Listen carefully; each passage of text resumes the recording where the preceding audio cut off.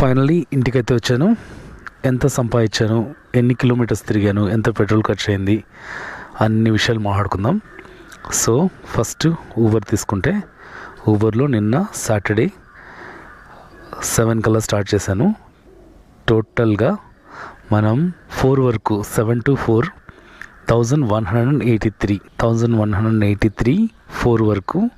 తర్వాత 4 నుంచి 109 plus. So ఊబర్లో మనం సంపాదించింది 1292.